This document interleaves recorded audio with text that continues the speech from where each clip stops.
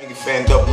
What up? You good? I'm alive, my breathing. Drop this shit. What up, nigga? Drop this shit. What up, nigga? Fucking heads, man. Angry Fan Movement is the movement to move with. URL TV for life. You already know what it is. I got one more question. Yeah, and then I'm done. So just a heads up. I mean, I got another like 15 minutes, so we good. I got like 15 minutes. All right. 15? I wanted to All right. know from out of your mouth, because we was talking about this yesterday. Yes, What the hell was Verse talking about, man? The fuck was he saying? Okay, thank you for bringing that one up, man. I mean, Oh my for what God. it's worth, outside of, here's an interesting thing. I totally underestimated what that battle meant.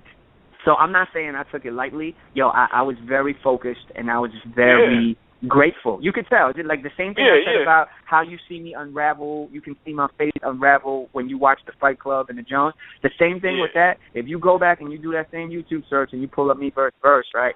And, much love to him. I don't know currently if he's still doing music or where he's at with just life in general, but, here's the thing with a lot of these battles, whether it was Jones or Verse, right?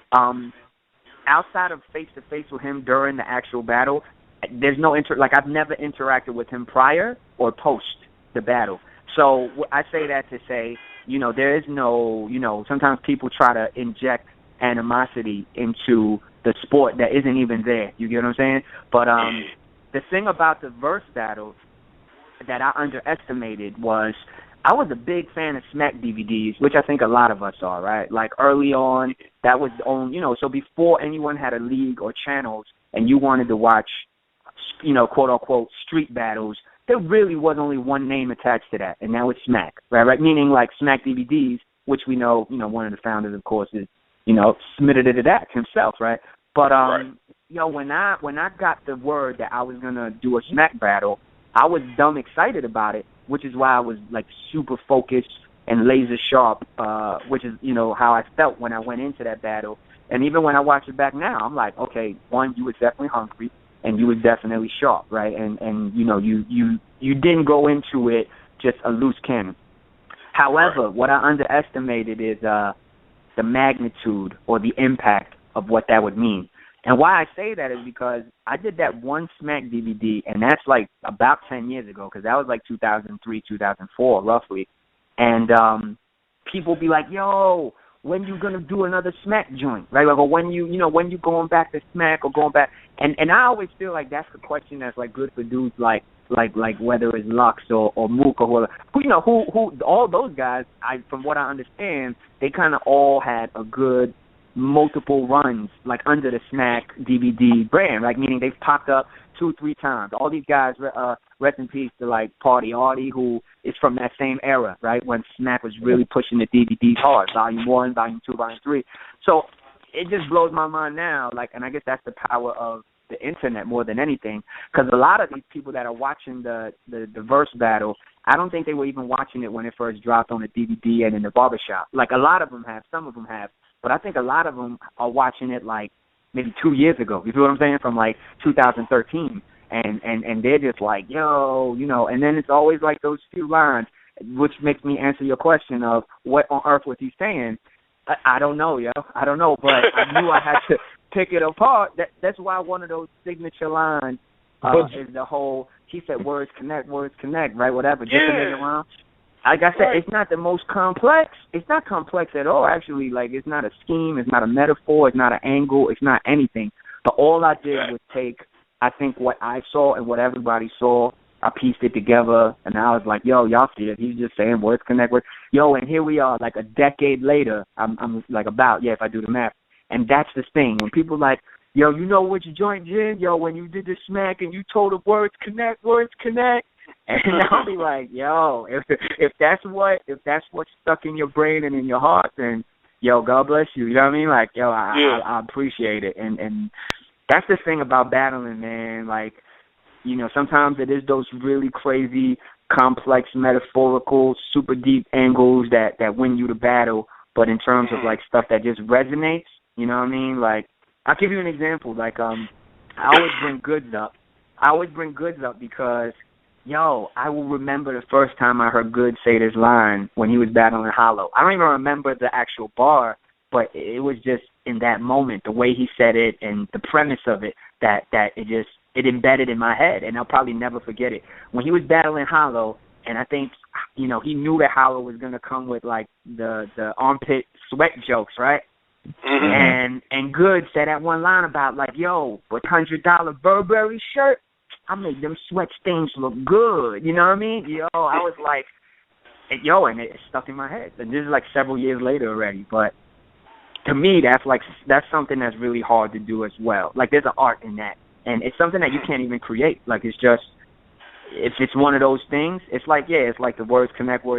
It's like the, if I think back to the 106 in Park run, right, which is a little different because, that's like very TV format battling. You know what I'm saying? Like 30 seconds for you, 30 seconds for you, no cursing. Like, it's actually a very controlled environment, which you can say is easier or harder too, actually, right? And like, either way, it can be looked at.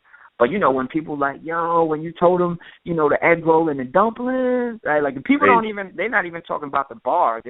They're more like, they remember the concept and the premise of what I say. You know what I mean? When you told the dude that his Timbs were made in China, and I was like, hey, I was just pointing out something that I think everybody might have been able to connect with, and like I said, it's not the most complex, but, people still talk to me about it 14 years later. So I'm like, so it must have made an impression in some way. And I'm just learning more and more as I get older. Like, those things are definitely worth cherishing. Yeah. Definitely. Hell yeah, they are. Say that again? Hey, you kind of got a grudge match if you was to come back with Diz, right? Remember Diz used to always call you out? Yeah. I mean, Say that again.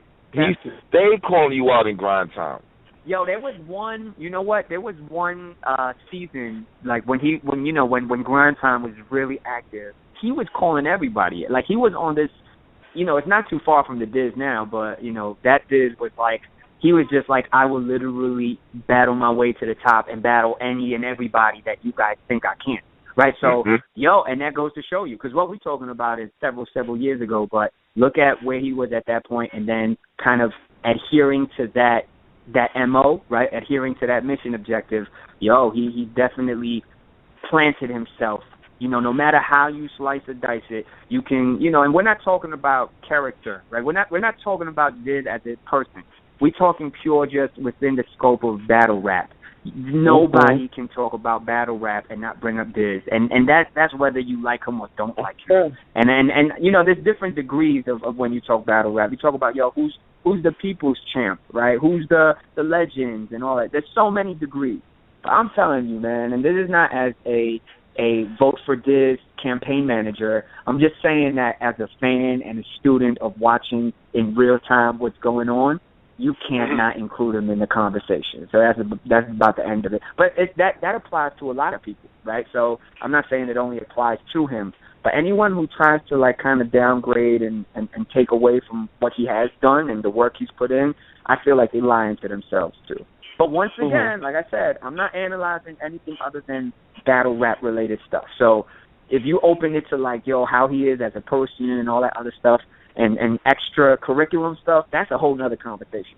But but your question of the whole grudge match aspect, I mean, it's weird because when that happened, when he called me out and he did and not only was he just calling me out in the battles, but he was actually making blogs about it, right? Like, he had this one, we love you long time, we love you. Right? Yeah. He got like 80,000 hits on that scumbag, right? I'm trying to get 80,000 hits on a song, right? But that just shows you what people on the internet like. But anyhow, the interesting thing to me is at that point, me and him had never crossed paths, right? We never interacted with each other.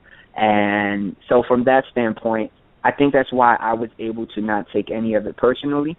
Because, like, I know that I don't know this guy, and this is obviously a tactic of some sort. You know what I mean? He wants to battle real bad.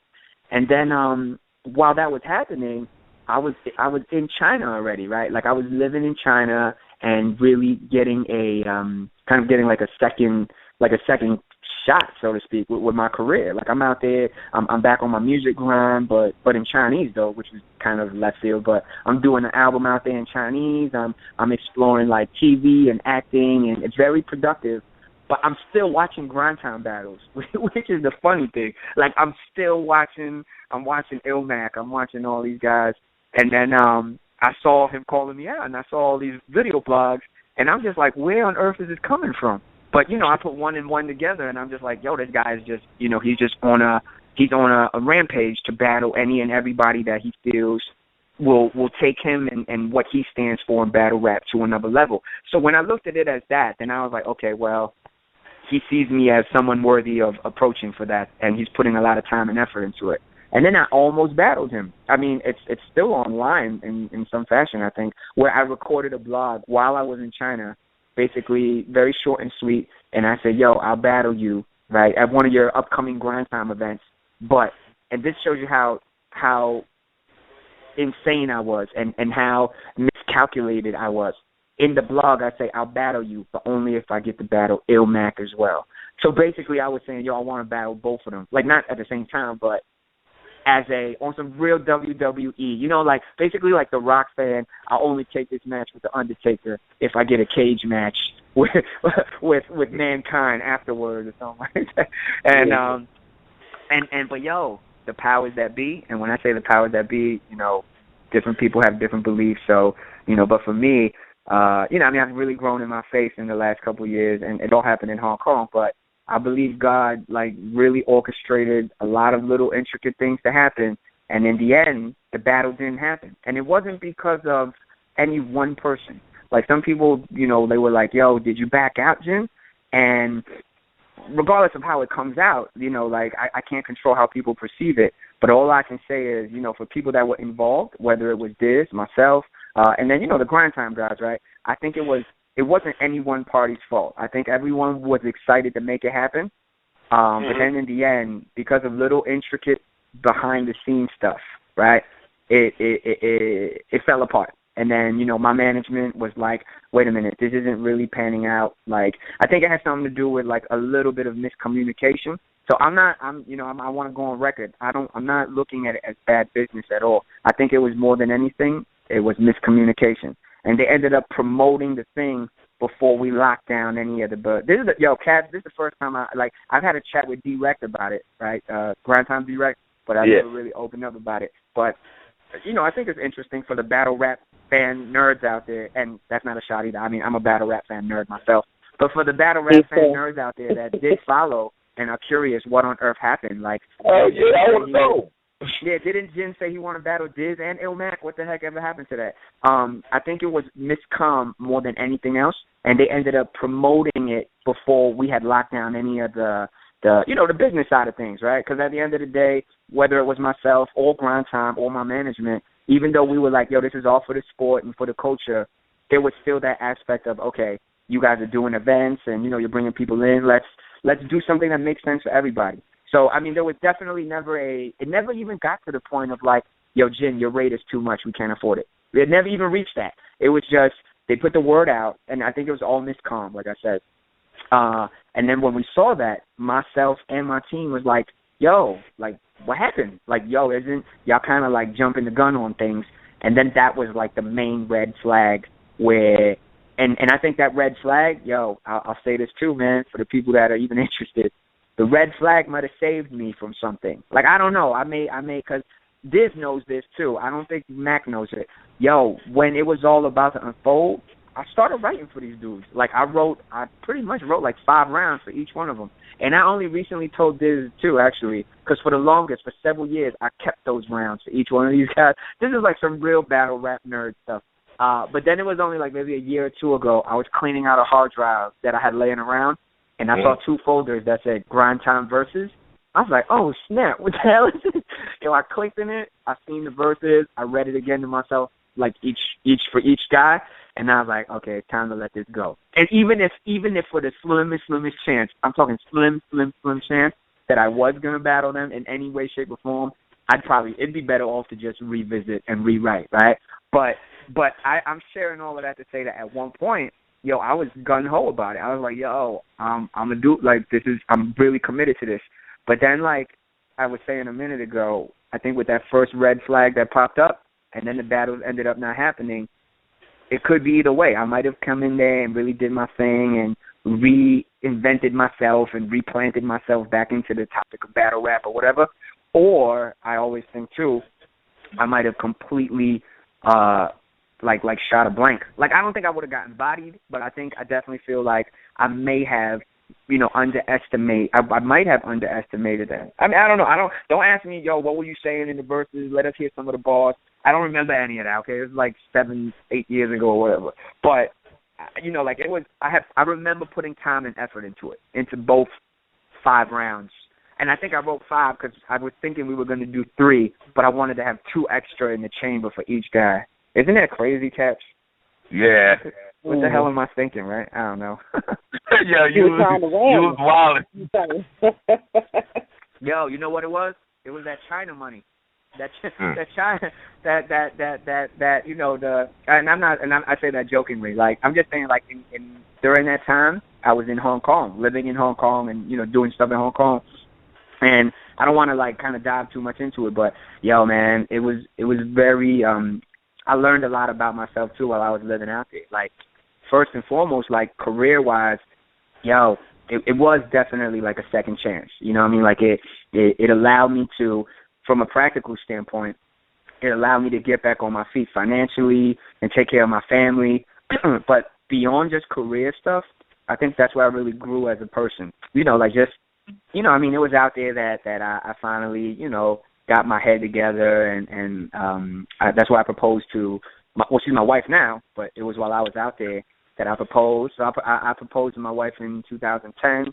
We got married in 2011, and then we had our little guy in 2012, which is when I finally moved back. So my seed is about 3 years old now. So okay, yeah, that's right there. That's it. Yo, and I'm on my comedy grind right now. If I can, I know you have a very diverse and very international listening, fan base for your show, and most of them are battle rap, aficionados.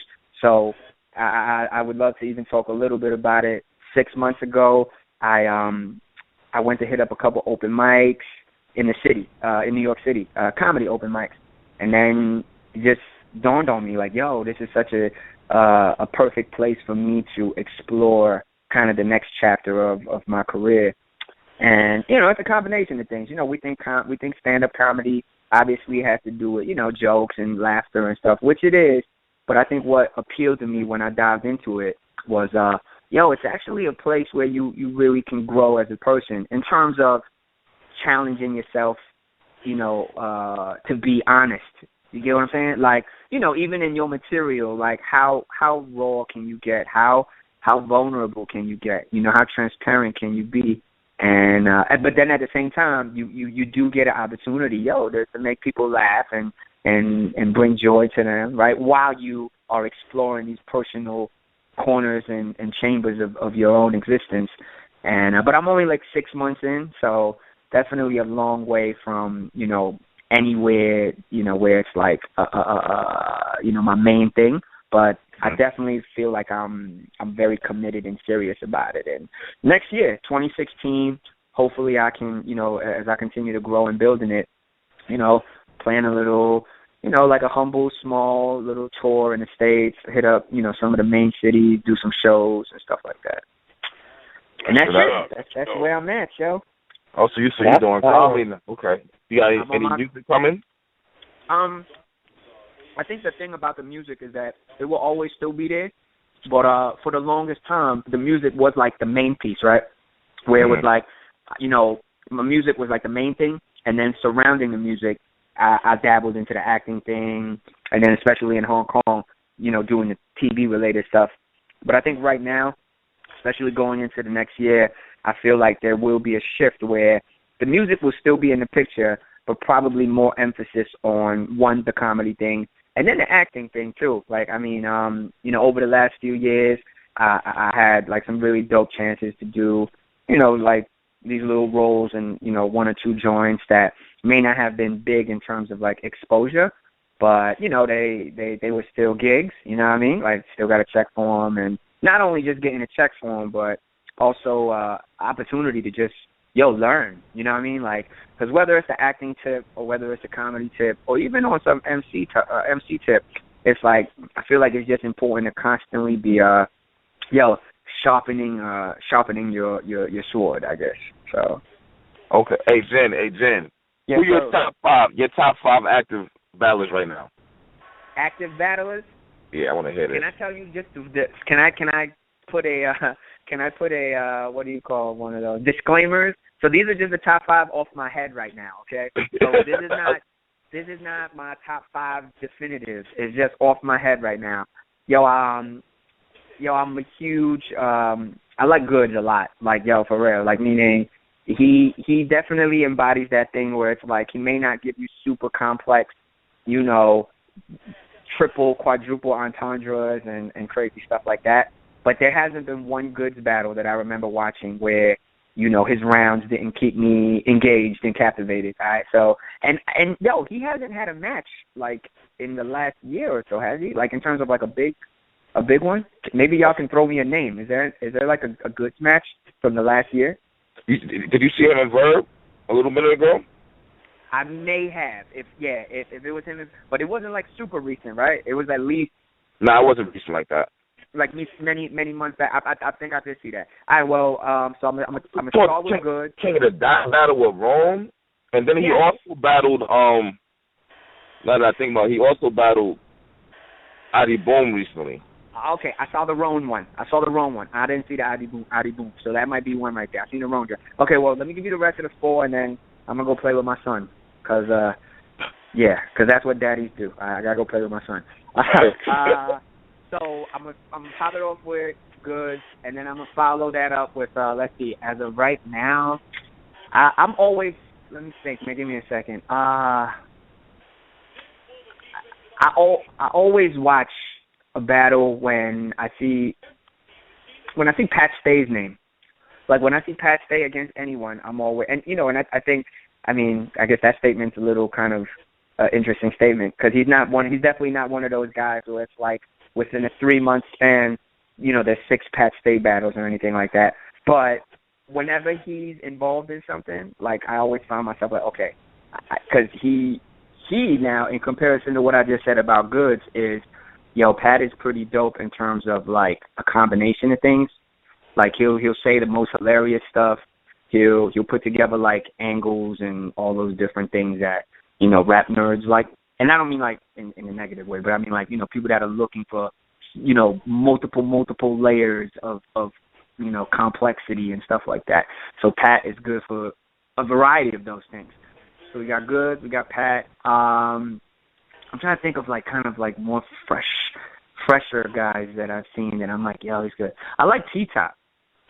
Okay. Yeah, I like T-Top. Definitely of the more current, kind of last year or two, really active and getting his name out there. I like Saga. Right, I like Saga, and I think not only just because it's not on so you on your Christian tip, Jen. Obviously, as a believer, I think his conviction and his approach is, it's bold. Cause, I don't want to get super in depth with it, but it's tough, man. You know what I mean? Because I don't question for a second his conviction to his faith, but he probably gets slack from probably both sides, right? Where you have on the battling side, people might not right away give it up for him, which he's slowly chipping away at already. But people might not want to give it up for him because they do know that, he's a Christian battle rapper. You see what I'm saying? And if anything, that's a label. Like, people just love throwing labels around anyways, right? But on that side, he gets that slack. But then on the believer side, in terms of, like, some of those, and I don't want to use these terms and them come across like negative, but let's say some of the brothers and sisters within the believers who aren't as open-minded, and right away they just see the surface and they're like, Christians shouldn't be battle rapping, and then right away they already peg him as like, like he's misled and he don't love the Lord and all of that. And I think like even for me as I'm growing in my faith, that's the stuff I'm trying to stray away from, which is just to right away feel like I figured out anybody. Like even, and just staying within this topic, you look at someone like Charlie Clips, right? And he's in my 5, all right? So that's my 5th. So I'll give you 5 right there. So Charlie, right? Who you wouldn't term him a Christian rapper, right? Like you wouldn't term him a Christian rapper the way, let's say, you would term Saga a Christian rapper. But not for a second could you say something like, oh, Charlie don't got a relationship with the Lord. Who knows? I don't know. You know what I'm saying? You don't know. We don't know. Like, I think that's a thing about kind of just the face. And I'm only getting into this because I did mention Saga, and I think I just applaud him, and I want to publicly applaud him because it's hard, you know what I mean, to kind of find something that, you're very convicted about and be able to stand firm about it, even in settings where it's not cool to stand firm about it. You get what I'm saying? And, I mean, as it's shown, you know what I mean, like in the last few battles, people slowly but surely are going to see that you can't come at him with those certain angles. It makes me think a little bit about how, like, back in the days, primarily people would come at me with, like, let's say the Chinese angles. But then after a couple of go-abouts, you're like, okay, wait a minute. Number one, either I can't come at Jim with the Chinese angles anymore because he obviously is he's accustomed to them. Or if I am going to come at him with those, I better make sure it's like, kind of like impeccable, like never heard before type angles. So he probably still going to get the Christian angles, but more and more people are going to find it challenging in terms of how they approach it. Because you can't just keep saying, whatever it is that they're saying to him. But that's what I love about battling, you know what I mean? Like, you can really sway and change the perspective of someone just with your words, man. And isn't that just hip-hop in general? But obviously battling is probably the rawest form of MCing, at least. It's definitely the rawest form of MCing, and it's one of those things where it's like right away you watch two guys battle, whatever background, right? Whatever social class, whatever background, whatever ethnicity, and as a viewer who was nicer, at least in that given moment. You know what I mean? It may not mean that he's nicer than him all around, but, I tell you who walked away from that battle clearly the victor, right? So. Okay. All right, that's what it is. Well, hey, that's Jen, what it is, man. Yo, thank you guys, man. So, I mean, I hope I didn't bore your listeners, man. No, definitely not. Definitely not. We trying to get you back up there, man. Yeah. Say that again? I said they rock with the interview, man. We got to get you back up there. No doubt. Yo, thank you guys for having me. Yo, and once again, man, what you guys are doing, man, with Angry Fan Radio and all that, it's dope, man, because I think part of, as much as we look at the battlers, right, like, and I say this as a fan, too, we look at the battlers like, they're the star, right, or they're the vehicle for how battle culture continues to grow or evolve or whatever direction it goes in. But obviously, just as equally as important is you guys, you know what I mean, the people that tune into your show. Like, and that applies to everything, you know what I mean? Like, the NBA is what the NBA is because mad people, turn into the games, right? They tune into the games, they turn on SportsCenter, and they watch freaking Stephen A. Smith and Shaq talk about, like, it's all like relevant and it's all connected with each other. So definitely much love and salute to what you guys are doing with this platform. Definitely. We appreciate it, bro. Salute to you. For sure. And all your endeavors, man. If I don't catch y'all before the new year, man, much blessings and just, mad love for y'all in 2016. Not only just with Angry Fan, but just, life in general, man. Hopefully the new year, brings a lot more just positivity and peace and all that good stuff for all you guys, man, and all the listeners, too. Definitely. Appreciate it, bro. Salute, definitely. Sure. Same to you, bro. All right, guys. Good night. Thanks for having me. You too. All right. Peace. Angry Fan 007. What up? You good? I'm alive, I'm breathing. Drop this shit. What up, nigga? Drop this shit. What up, nigga? Fucking heads, man. Angry Fan movement is the movement to move with.